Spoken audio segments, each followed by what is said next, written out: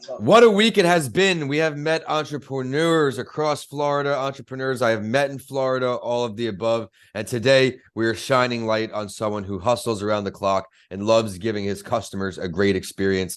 Welcome to another episode of the Gasparilla Overload.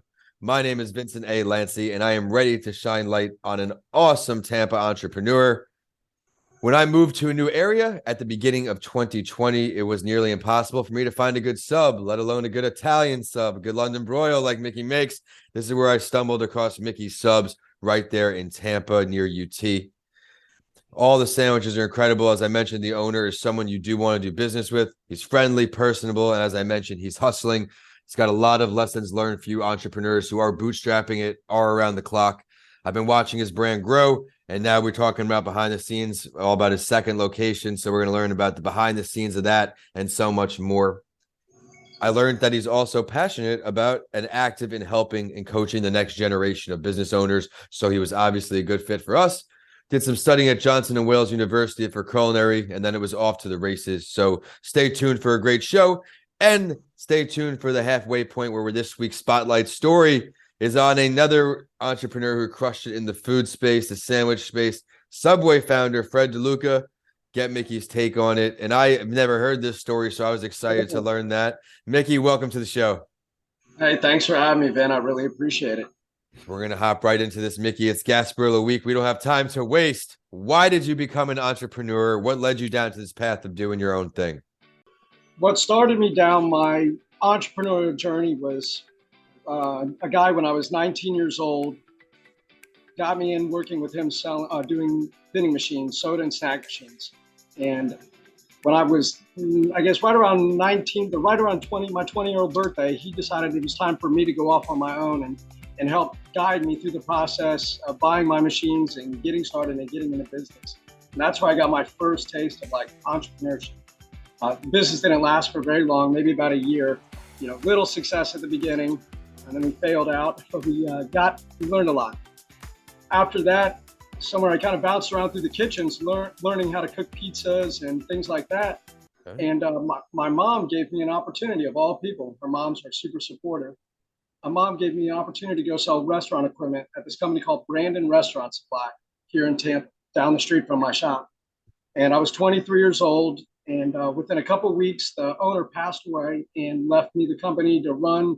His family left it to me to run on a daily basis. And I never sold any restaurant equipment. I didn't know anything about it. Wow. But I was working for this family that needed me to step up at the time.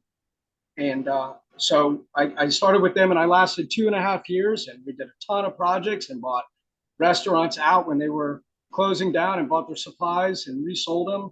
And through that process, I caught that education again from a small business, a family-owned business, teaching me now the ins and outs of what it takes to run this kind of business, their kind of business. This segment is sponsored by Bedrock Business Builders, a small business startup specialist. Start, build, manage. So when I turned 25, I decided it was time for me to go to culinary school. My friends were all coming back with degrees, master's degrees. I kind of felt this left out void. It was time for me to go get an education. So I applied for Johnson & Wales, and off to Charlotte I went at 25 years old. I was probably the oldest freshman in the thing. After 18 months up there, I came back to Tampa and started becoming a contract chef and local chef, just kind of working at any odd job that I could find that was a good home for me. I did that for about 2.5 years, 3 years, about 15 different restaurants or so. And then got the best job that was ever allotted to me was to become the regional sales, we'll call him manager for lack of a better term, for Tico People's Gas to sell natural gas and natural gas commodities. The biggest consumer of those is restaurants and hotels. So all hospitality projects. So 3 years after doing that, I lasted there for 3 years, and we did something like 700 new construction projects. Wow. I got to see every hospitality project in Hillsborough, Pasco, Polk, and Highland County for 3 years. Every single one. I got to meet every owner, every chef, every manager, and we'd sit and learn about your project. And I picked up all of this stuff, all this information and knowledge and stuff through osmosis, but I was eager to try to learn about it. Mm-hmm. And so after 3.5 years, I saw that there was not a sandwich shop like mine anywhere around in the surrounding counties. Anywhere I had actually driven around Florida and visited, I never found something like I wanted to create. Yeah.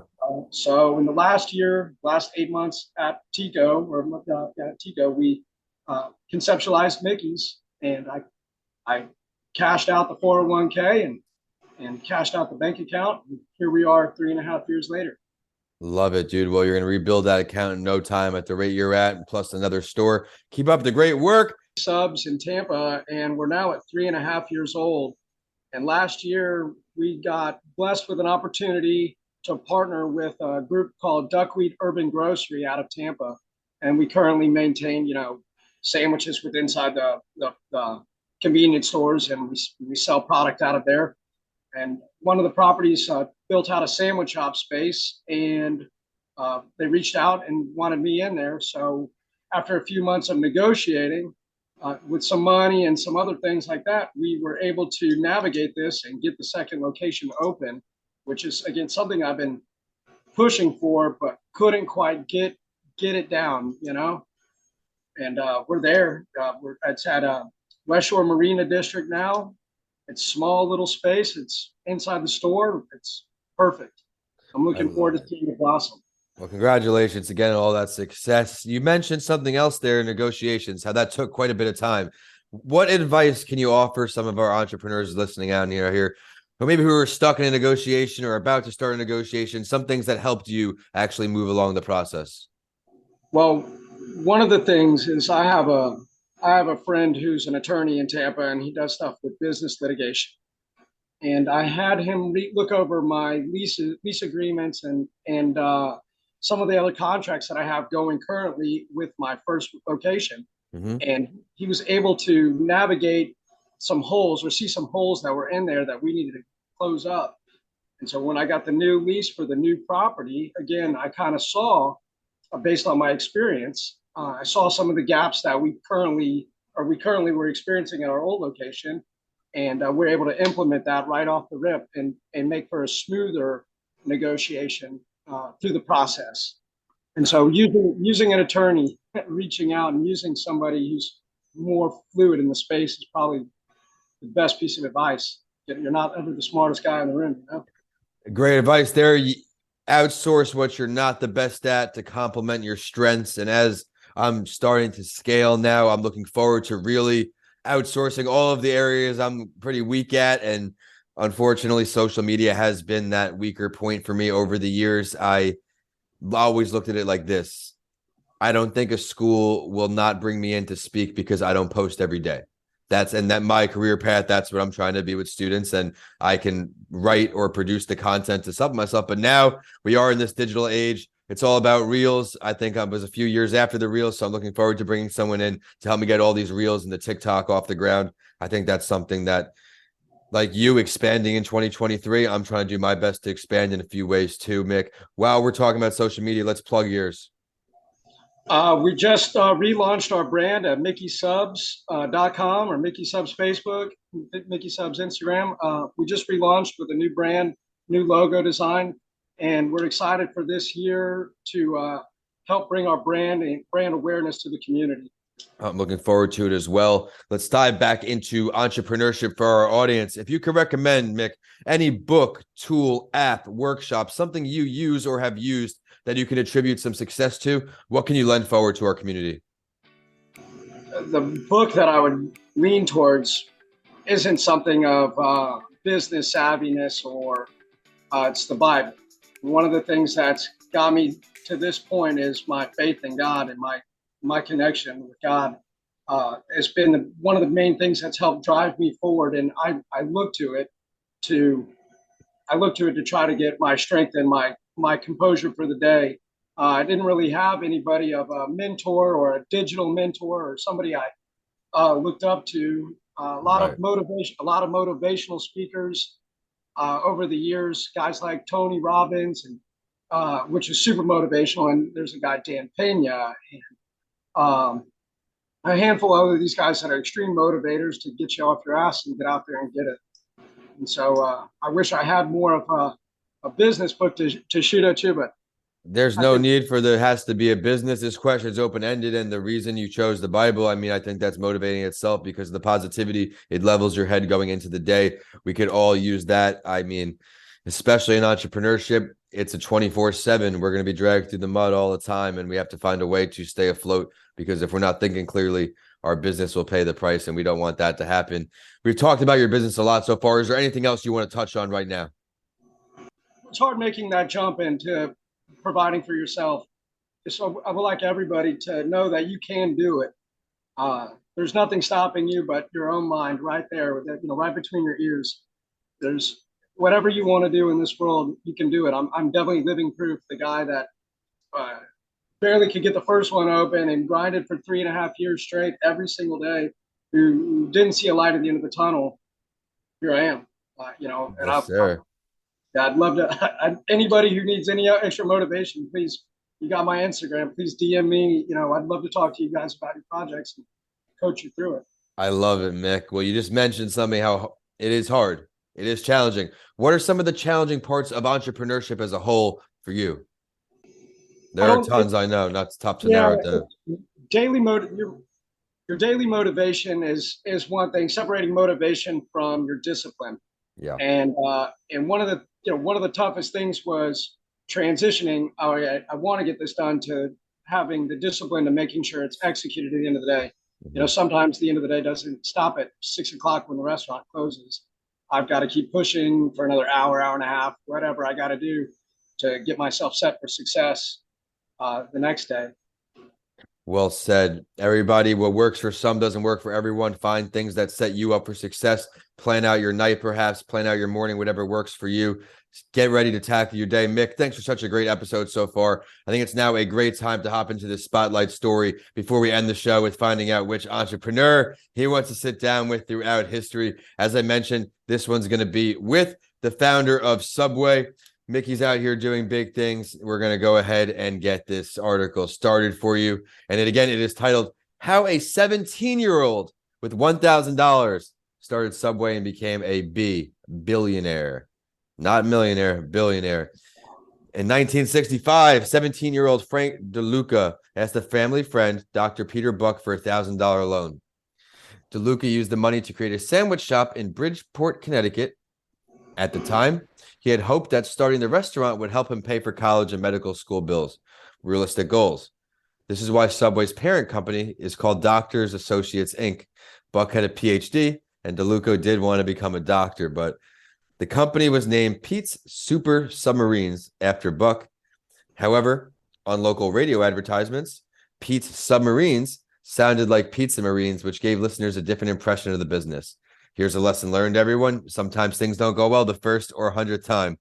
As a result, he and his co-founder renamed the company Pete's Subways and then just Subway in 1968. So that's 7 years of grinding before they finally got set on Subway. He admitted in his 2012 book that he knew nothing about making sandwiches or the food industry when he got started. So that's really impressive. But despite his inexperience, his youth, and his small loan, he saw success pretty quickly, where he and Buck sold 312 sandwiches their first day, each one costing, get this, 49 to 69 cents, according to the Subway website. So that's only as accurate as they say, but it is a long time ago. It's safe to say that he eventually accomplished his goal of putting some food on the table and getting through school. But he only served as president of Subway from 1965 until 2015 because he unfortunately passed away, where his sister Suzanne took over. Touch on a little more of this article. They started franchising in 1974. So again, that's how long after it started. It wasn't right away. Things take time. The company did expand, and then its first international franchise opened in 1984. So another 10 years in Bahrain. I love this story. No money, no knowledge, just hustle. Got him the dream, got him the job done. Mick, what do you take away from his story? He's lucky. he got lucky. In the hospitality industry, I say it specifically, but it actually goes to all industry. If you're not 100% passionate about what you're doing, it's probably not a good idea for you to jump into that. And so here you look at an example like me, and we're only 3 years old, and Subway's obviously way established, but I put in the work, years of culinary school, 38 restaurants that I've worked for, hospitality management, hotel management, everything I did to lead me to the point of opening, because I knew I wanted to open sandwiches and I'm great at it.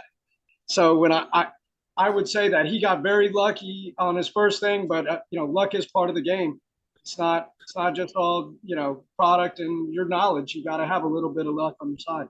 We're talking 65 cents a sandwich. This was in the 1960s. There obviously wasn't as much competition as there is today, but for a fair measure, 65 cents times 312 sandwiches, whopping $202.80 taken home. But at that time, I mean, that's like big money. A couple thousand. Mick, we're diving into my favorite question right here. I'm interested because I know you personally here. Which entrepreneur are you choosing throughout history to sit down with and learn something from? So I thought about this when I got the notes last night, and the only one name really came to mind. And forgive me, I'm just going to call him the Colonel Sanders. Love it. And the reason is he didn't reach real success until his 60s, and he had all of these grinding kind of sales jobs and small mediocre type of career before he started the chicken. And I thought that was the neatest thing, that his path took him down left, right, and every which way, but at the end of the day, he's left his mark on the world. And what was even cooler about him is he helped other young entrepreneurs. And one of the guys was Dave Thomas, the founder of Wendy's. And I thought that was the neatest thing to me, to be able to be an entrepreneur, expand maybe my restaurant one day and help somebody come up right underneath me. Definitely motivating and something to look up to. I love it. And I'm going to talk about this story with you because I've actually had him as that spotlight story at one point in the early stages. He would drive from state to state trying to get in these places, just grinding, like we're sleeping in his car, just hustling. And it is sad because like he passed away. We did not see how large KFC's gotten on how many corners. I mean, in big cities like New York, for example, it's like a McDonald's type thing. They're everywhere. And man, it's a great choice. We're going to take it a step further, Mick. Where are you sitting down with the Colonel? Where am I sitting down with the Colonel? You know what? If it still exists, I would say I'd love to sit with him at his very first location. I'm a very nostalgic kind of guy. And so that would kind of set the vibe, set the tempo. Like, this is what you saw as you saw it. What were you thinking at this point? And I'm sure some of the same things, actually impossible. Some of the same obstacles he endured: labor, insurance, food costs, availability, all those things. I'm sure he had those as factors in his model, just like I do. Those things don't change over time, unlike technology. But Mick, you gave a lights out episode. I thank you so much for taking the time to sit down with me, join our community of entrepreneurs on this Gasparilla Overload. Everyone who is out here in Tampa, be sure to check out Mickey's Subs. Mick, please go ahead and list where those both locations are one more time, and then we'll hit the social media once more. All right. Well, Mickey Subs is currently at 4411 North Armenia Avenue in Tampa, Florida. And that's 33603, right on the corner of Armenia and MLK. That's our main store. And our second store is now at Duckweed Urban Grocery at West Shore Marina District at 5230 Bridge Street, Tampa. Forgive me, I don't know the zip code. And again, follow us at Mickey Subs, Instagram at Mickey Subs. You can find us on Facebook also. We'd love to hear from you guys. Everyone, be sure to go check him out if you're in time for Gasparilla. Enjoy your celebrating and be safe. We are at That Entrepreneur Show and at Vincent A. Lanci on all social media. Be sure to head to YouTube to see a video preview from Mickey's episode. He gave a lights out show, and there is one more again tomorrow, another Florida entrepreneur. Until then, I am signing off. Mickey, it's great to see you, and thanks for the show. Ben, thanks, buddy. I appreciate it.